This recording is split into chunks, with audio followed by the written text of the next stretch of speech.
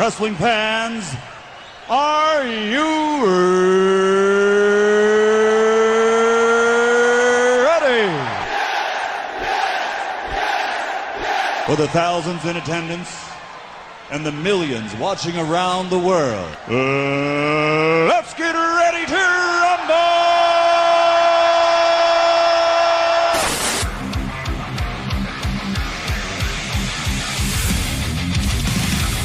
And now, please welcome at this time your hosts, Graham GSM Matthews and RJ Marceau. You're listening to the next era of wrestling radio. This is WrestleRant Radio.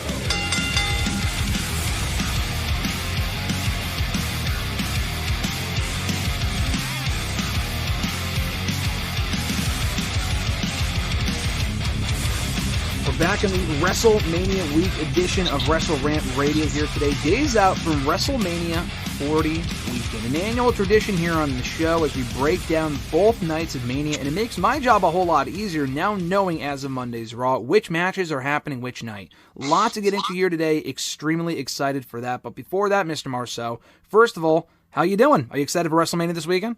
Can't wait. I'm so excited. I was excited to see you this past weekend. We were at the Becky Lynch signing. We discussed it already on Twitter and on, texting and whatever. That was great. That was kind of like the prelude to WrestleMania weekend, so I'm sure I'll see you again soon. But this was so funny because we would have had a lot more to chat about had this happened before I had seen you, but I guess it worked so well because we could talk about it today. We're going to spend pretty much the entire time before I got to get going talking about WrestleMania, but I do got to get your quick thoughts on the bombshell that dropped on Monday from CM Punk on the Ariel Helwani MMA Hour show.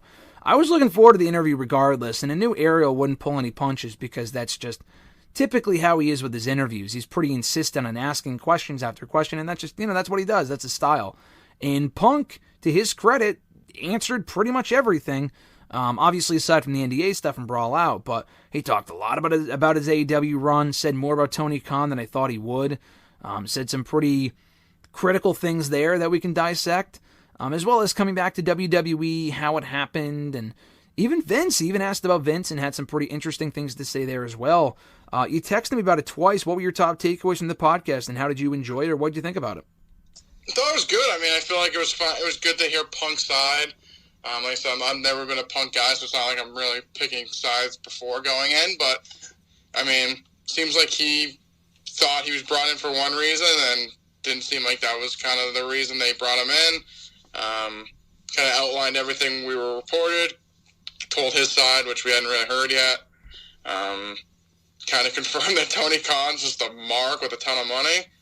And it was just very interesting to finally hear like the other side of it and not like the whole like whisper campaign from the other side. So I enjoyed it. It felt like it gave his side. I feel like I don't know why he would lie about it. Sounds pretty close to what they've already been reporting and kind of just firmed up a couple of details. But makes sense, and I can understand why he was kind of ready to get out of there. Yeah, and of course, there's two sides to every story. I don't think we'll ever hear... I mean, we might actually. I guess we'll find out. But I don't think we'll ever hear the full story from Tony Khan's standpoint. I mean, again, there's two sides to every story. The truth usually lies somewhere in the middle. I tend to believe a lot of what he was saying. I don't know if he was lying about anything per se. He might have been omitting details.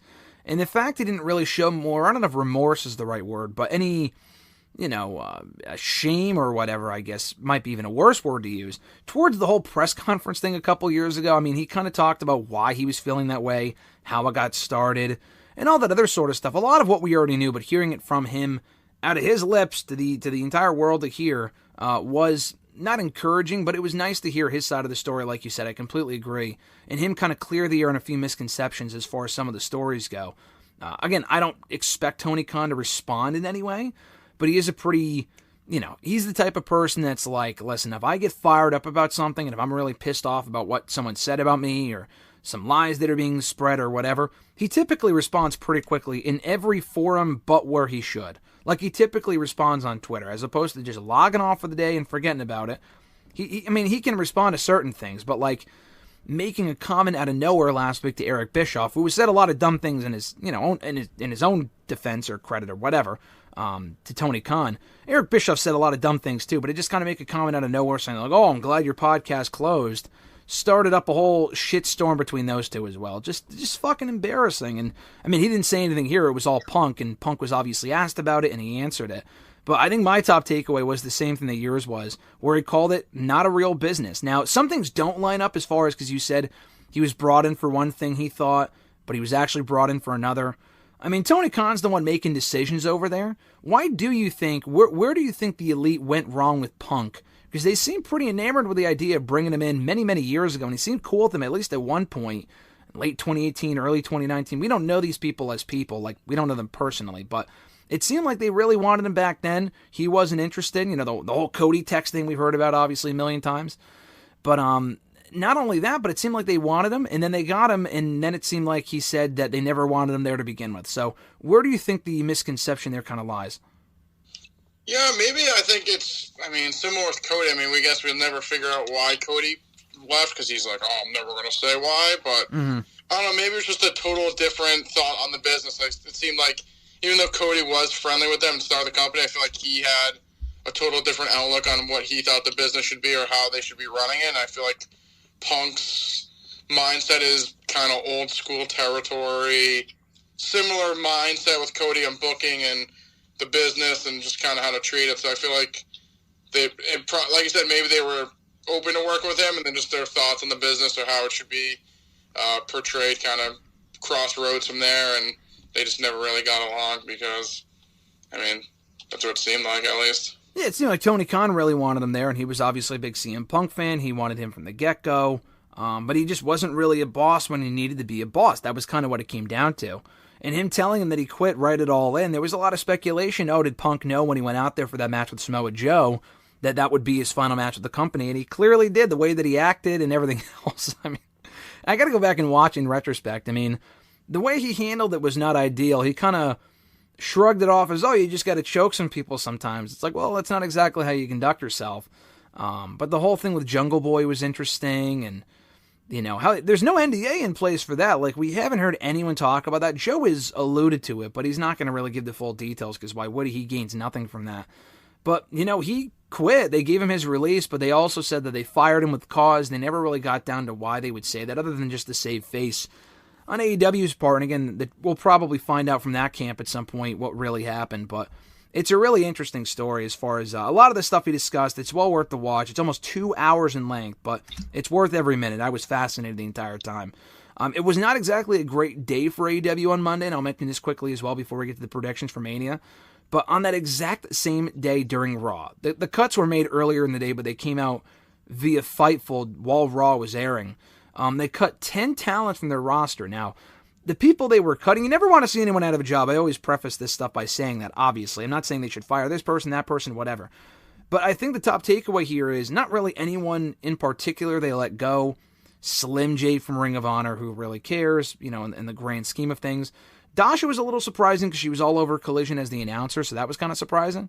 But, you know, her, Stu Grayson was among that list, Anthony Henry of the Work Horsemen. Not a lot of shocking departures.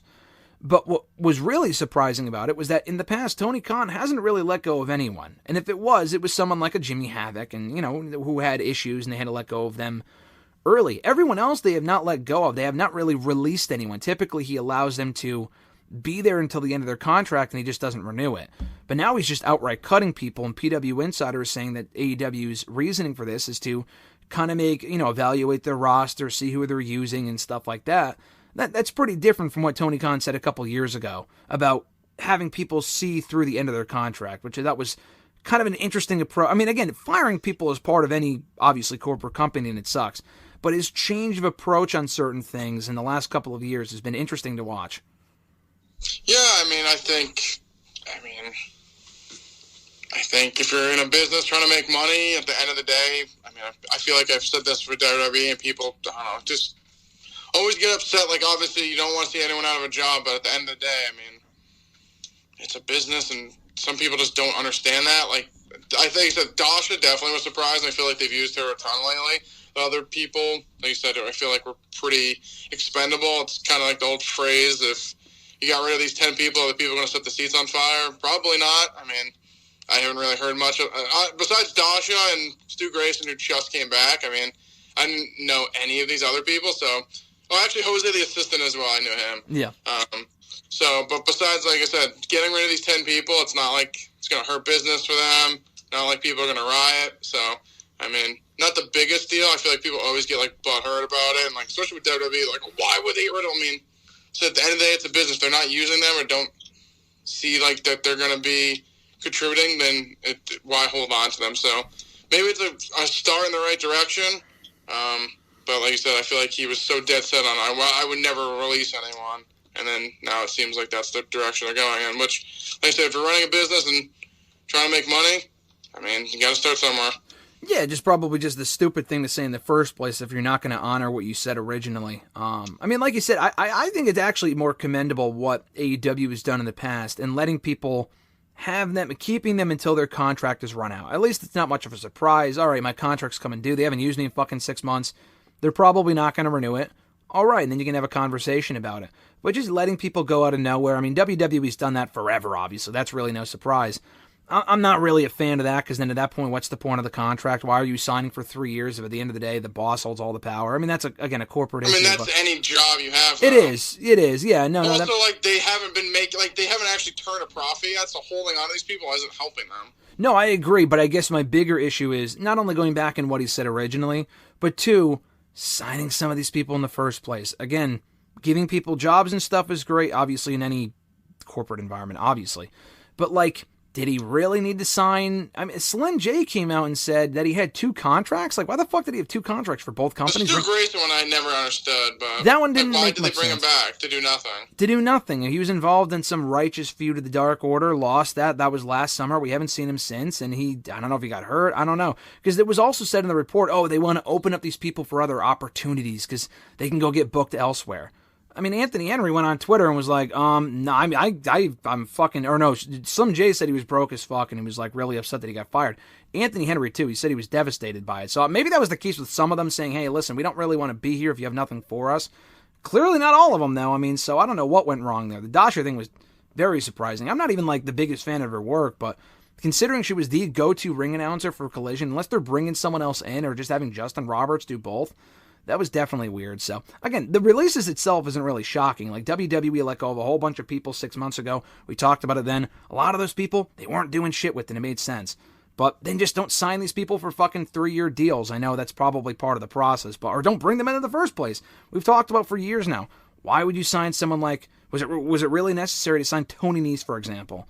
Good wrestler, quality talent, doesn't really add anything to the roster at all, and then he's going to get cut, and people are going to be like, oh, well, you fired him before his deal's over. Well, they shouldn't have really signed him to a 5-year deal in the first place. That's part of the problem. So it'll be interesting to see if more releases are to follow. I would think if he did it once, he'll probably do it again. But time will tell on that front.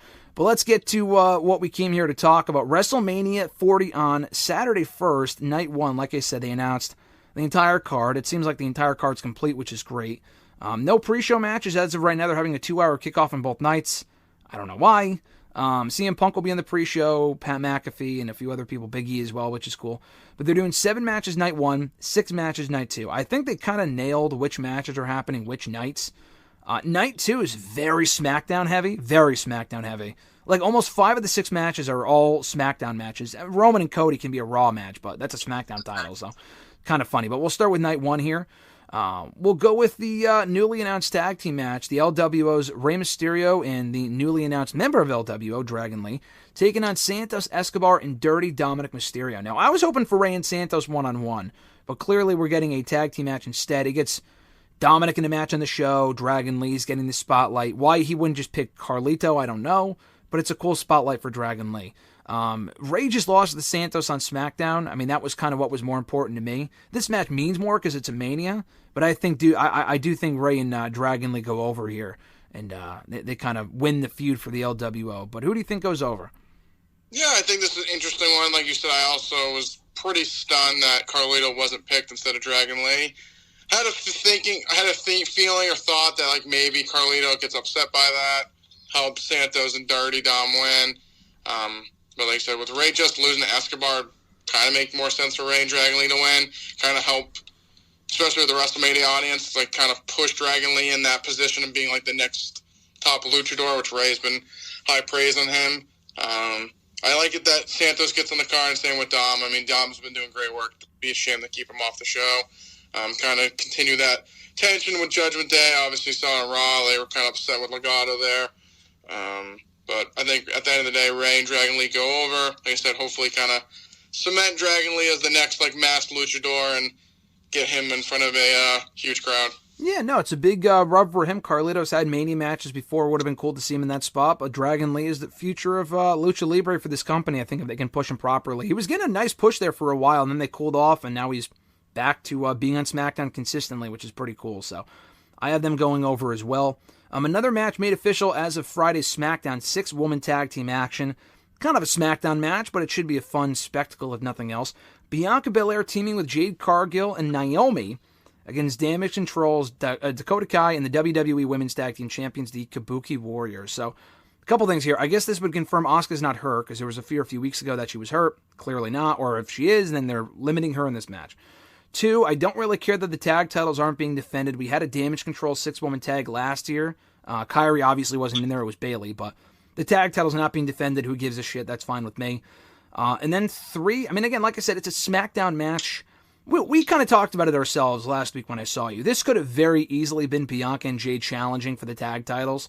Naomi doesn't really need to be in there, but like you said, maybe they promised her a Mania match when she came back. I don't know. I mean, but then again, she's in the match and Andrade's not on this card, so it's not like everyone that came back there's like, hey, we're gonna get you on Mania. Andrade's in the fucking. Ironically enough, the Andre the Giant Memorial Battle Royal, considering that JR was calling him Andre for the longest time in WWE or in AEW. That's pretty funny. But anyway, so I think it should be a solid match and a nice showcase for Jade. I could see this one probably going to the baby faces. That would probably make the most sense. So your thoughts on the match being made and who you got going over? I mean, I think the baby faces go over. I'd be pretty surprised if they didn't. I mean, the match itself, I feel it's pretty cut and paste from last year. Mm-hmm. To me, I think Belair and Stratton and then Jade and Nia would have made more sense. Mm-hmm. But this is what we're getting. Like I said, I like Naomi. Didn't really think she had to be in this match. I like Bianca. I feel like Jade as well. I feel like putting them in a bigger match would have meant a lot more.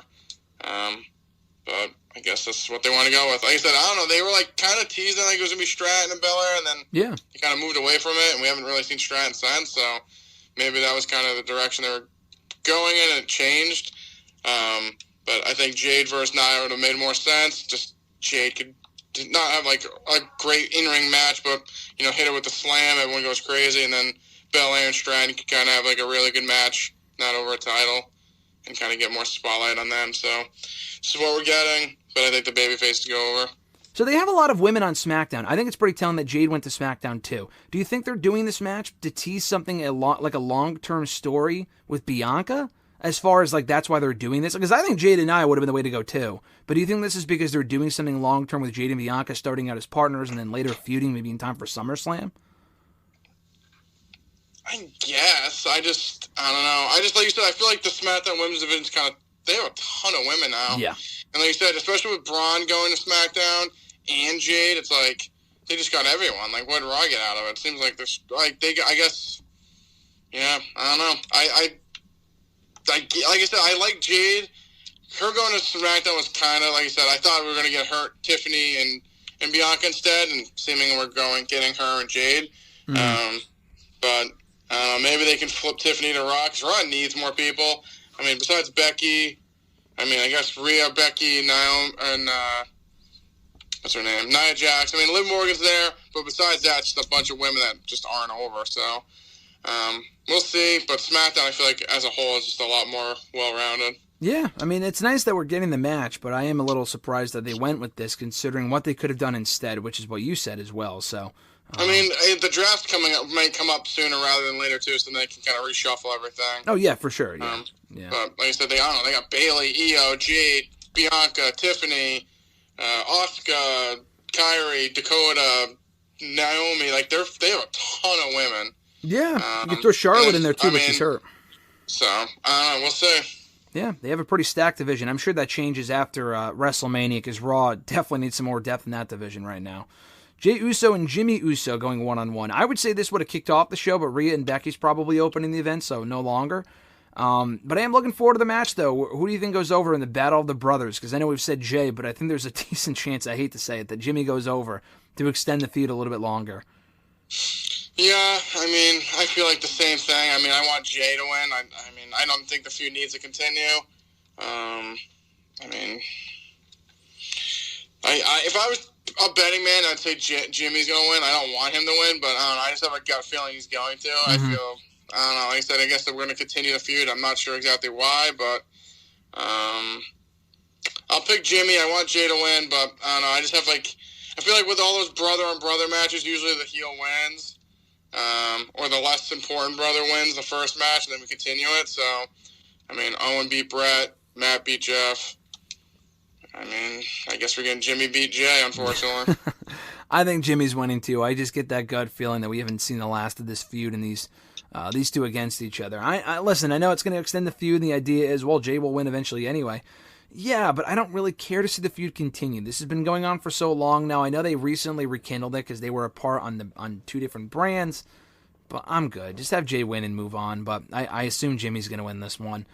The six-pack challenge for the ladder match, the Undisputed WWE Tag Team titles, they have officially confirmed all the teams participating, with Judgment Day defending against DIY, The Awesome Truth, and New Day, A-Town Down Under, Theory and Grayson Waller, and New Catch Republic. It's a lot of teams in one match, sponsored by Home Depot, I would think, like you made the joke. I completely agree on that. That would be fitting.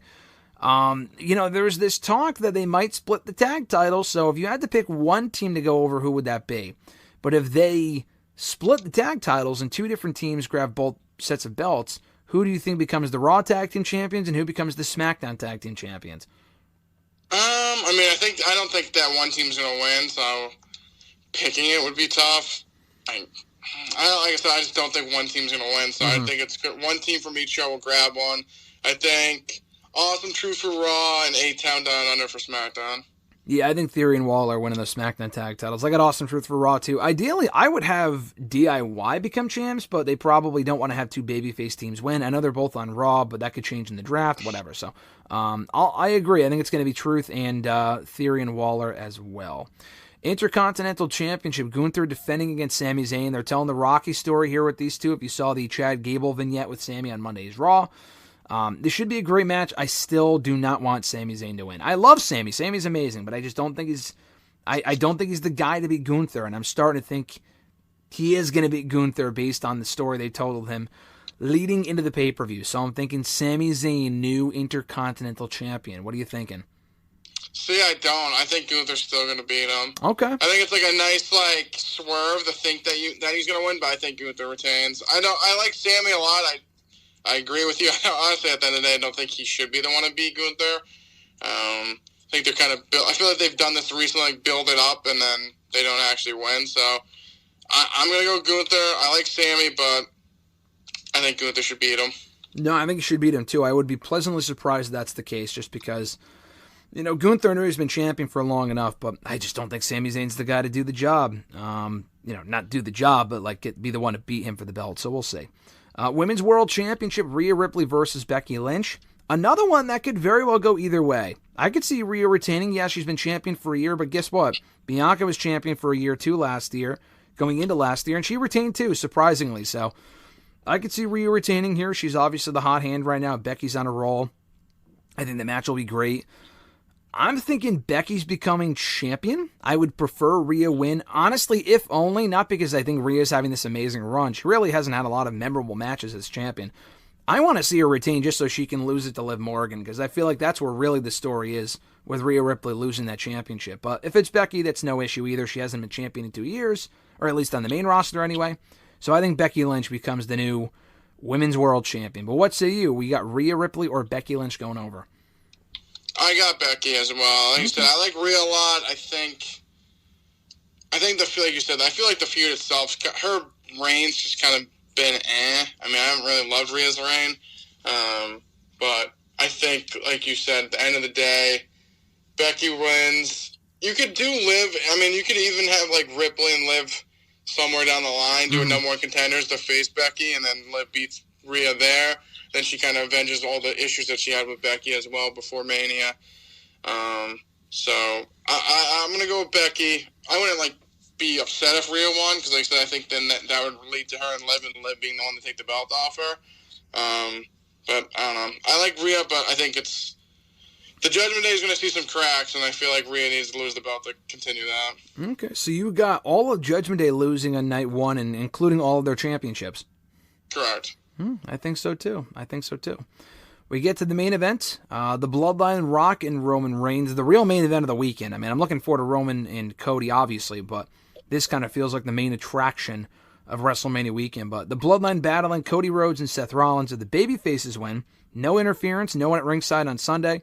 If the Bloodline win, it's Bloodline rules on Sunday night's main event. Now, if it's anything like what we got on Raw, it's basically just a fucking no disqualification match. That was kind of lame.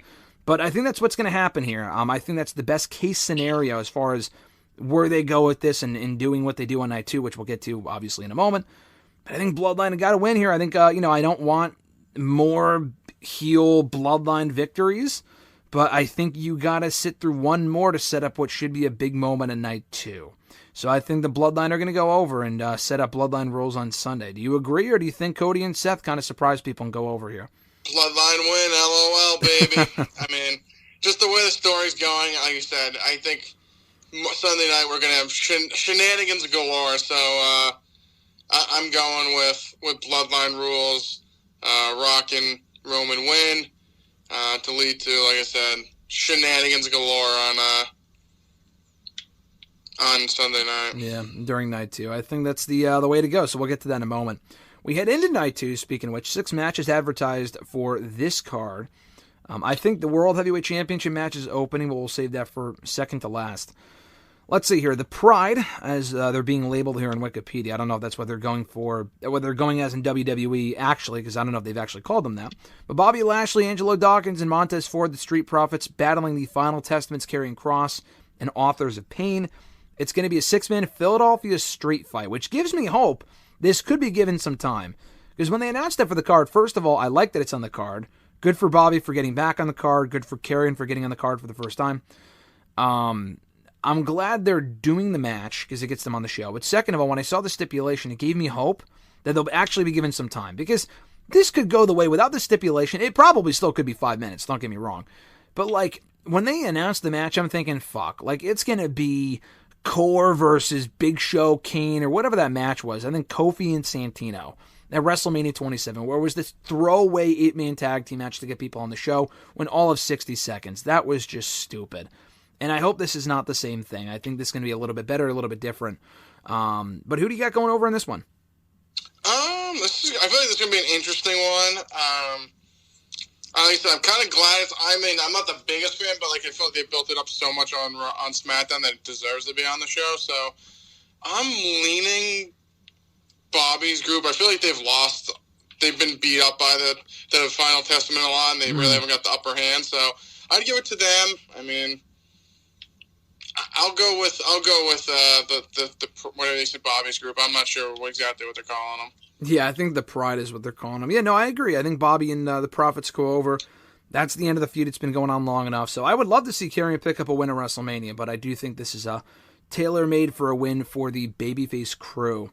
LA Knight and AJ Styles, no stipulation in this one. I just realized that they have a street fight in the Bloodline rules. Likely, if we get what we're expecting in the main event, then that's 2 street fights on the same show. So we're not getting one here with Knight and Styles, although it would make sense given the context of the feud. This one, again, it can go either way. I'm going to surprise you and say AJ Styles. I think AJ is going to come out on top here. I think Knight needs to win more. He's been losing a lot on pay-per-view. But I do think Logan Paul goes over. Not Logan Paul. I do think AJ goes. I'm looking at the next matcher. I do think AJ goes over and maybe extends the feud. They set up a rematch or whatever. I think Knight should win, though. But I think AJ, I don't know. It feels like, he's been waiting to get his hands on AJ, and then he loses or something. So, do you think Knight goes over, gets his revenge, or does AJ Styles emerge victorious?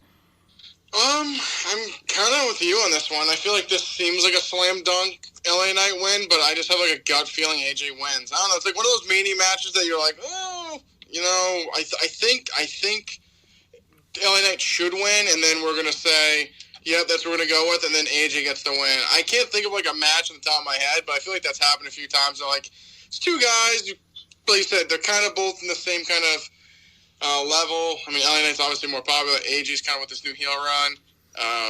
I'll say AJ as well. Like I said, I want LA Knight to win, but I don't know. I just have a feeling that it's going to be AJ.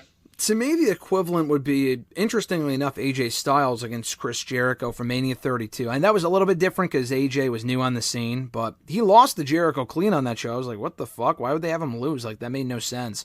I thought at the time, and it still doesn't make a whole lot of sense in retrospect. And I don't think AJ winning here would make a whole lot of sense. It's a great win for AJ. AJ's great, obviously, but Knight needs the wins more. He's not as established, obviously, but I think AJ wins. He did say in an interview, he confirmed that he is getting new music. I would pop big if he had that TNA song that he had as the Lone Wolf, the Evil Ways song, but it's probably going to be some Def Rebel bullshit. I wouldn't be shocked. I am. Well, that would be cool. I wasn't thinking that one, but yeah, that would, imagine if he came out to Get Ready to Fly. It does not fit his character in the slightest, but... Get ready to accelerate. Prepare to accelerate, yeah. Oh, I can't wait. The marginal one, CJ Miles. Oh, I'm going to go nuts. Wait, that's Dixie Carter. Oh, Jesus, no thank you on that one. She can manage him in WWE, why not? Oh, Jesus, Claire Lynch going to come out too? Keep that shit in the TNA trash bin with this stench on it. United States Championship, Logan Paul, Randy Orton, Kevin Owens. I think I gave away my prediction by accident before. I got Logan Paul retaining, actually.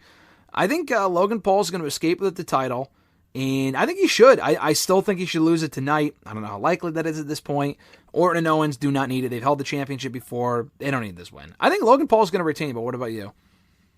I think Logan Paul as well. I feel like you said he can, like, escape, like, the sneaky heel Owens, and he just somehow just gets an upper, just gets a quick one on either Orton or Owens, who are just still are on the same, who won't be on the same page for some reason. And like I said, Paul gets a quick one, and then like I said, I don't think Owens or Orton really need the title.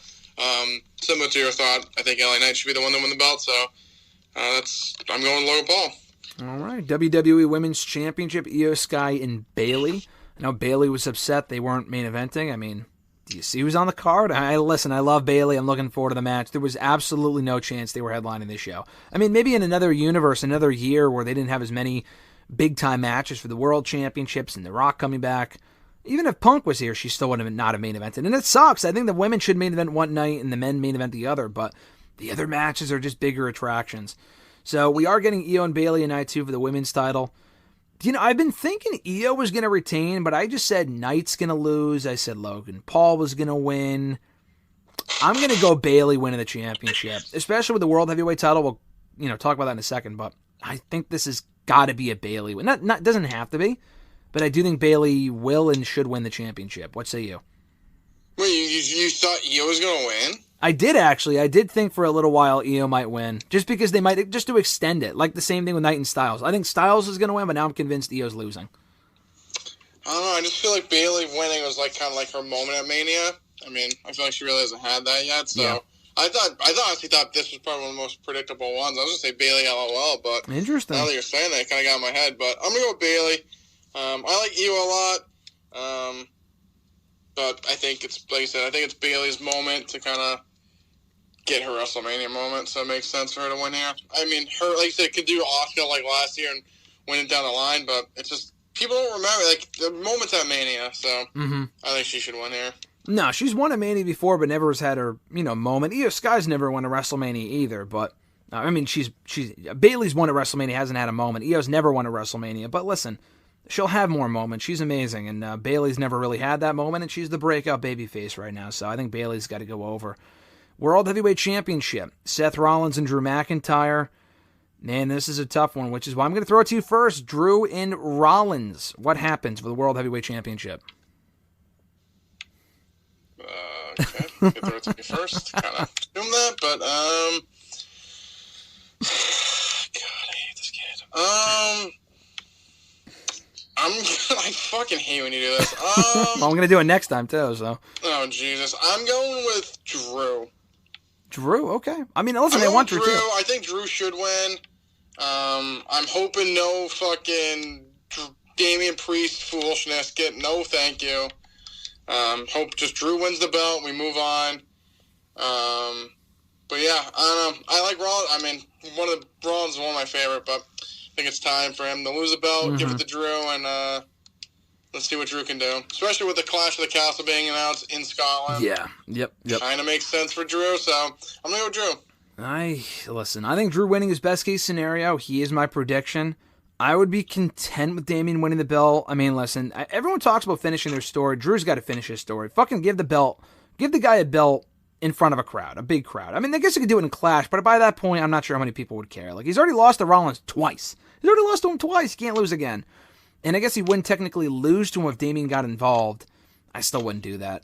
Damian winning would be a cool moment. I would be okay with that. One thing I would not be okay with is Rollins just straight up beating Drew, or Damian cashes in, turns into a triple threat, Mania 31 all over again, and Rollins wins by pinning Damian. That would also be a waste of the briefcase, and Drew loses. And I think we're done at the end of this run for Rollins as World Heavyweight Champion. It's time to move on. So I too have Drew going over, new World Heavyweight Champion.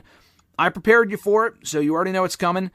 Undisputed WWE Universal Championship, we're expecting a Bloodline Rules matchup. Roman Reigns, Cody Rhodes. I am throwing it to you first. Who's going over? Hate to disappoint the people. Roman Reigns will retain. Kid's throwing at the one as we speak. Wow. I have a gut feeling he's going to win again. Dude. It's going to be bad. People will hop the rail. It was bad last year, too. You know that. I just have a feeling in my stomach that Roman Reigns is going to retain again. And like I said, people will freak the fuck out. But you're looking at someone who would, yeah. I don't know. It's just I have a gut feeling it's going to happen. I mean, I do too. That's why I hate to agree with you. I think Cody should win. I mean, especially after last year, built everyone's like confidence back up in the company. Yeah. I don't know if it's just like I don't know. I just have a feeling Roman's going to retain, and it's. I don't know. I just feel like they're like teasing so many things happening. Like you saw Drew is talking to Paul Heyman, and like Seth's kind of been a little weird, and like Jay's been posting kind of weird shit about like the bloodline stuff. So it's like I just have a feeling that Roman's gonna win. I don't want him to, but I don't know. Something deep down telling me Roman wins. LOL. Do you think that little line from him in that A&E doc the other day about like, oh, when I lose the championship, I'm leaving, has anything to do with the idea that he might retain? No, I mean I think that's kind of more of a swerve. Okay. Like maybe, like I said, get people thinking that. I just think like storyline wise, I feel like they've done things on TV that kind of hint that Roman could retain. Like there's gonna be some kind of betrayal or something. Don't want it to happen, but I guess I'm getting my hopes ready. I have my hopes ready, I guess. Yeah. I mean, I'm ready for the Roman retain, so unlike last year, I was like, that's so stupid. Nope, I'm like getting out of your system now, yeah. I'm picking Roman. Sorry, Alexis. Oh man, sorry to me too. I mean, it's going to be a long ride home if that's going to be the case. I don't deny anything you just said either. That's the thing. That's why I hate about it. I'm not even disagreeing. I mean, I disagree with the decision, obviously, but the logic is not flawed. I do think they might have him retain. I just fucking hate the idea of that happening again. First of all, two things. One, I think Cody Rhodes would look like an absolute loser. He looked like a loser last year, but man, he would be just. You can obviously anyone in wrestling can be redeemed with the right booking. It's going to be hard to take him seriously after that. You know what it is too? I have a feeling like Roman will win again. Like I don't know, like Rock will screw Cody or something. Come down and then they'll do Cody and Rock at SummerSlam, and then we'll get Roman and Cody again next year. I don't know. I have a feeling it's going to happen. So fucking stupid.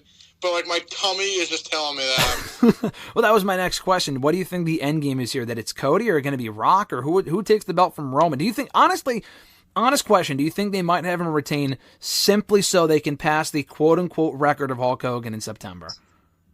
Yes, that's another thing I fear. We're quote-unquote so close to breaking another record, which isn't really much of a record. Like, who gives a shit? like he hasn't broken enough records already.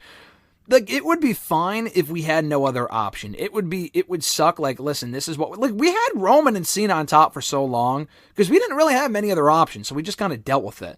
Roman's great. I'm not blaming Roman. It's just the idea that here's my thing. It does more damage to Cody than it does to help Roman. Roman holding the belt for another year does not help the show. Doesn't help Roman. Doesn't help the title. Doesn't really help anyone, actually.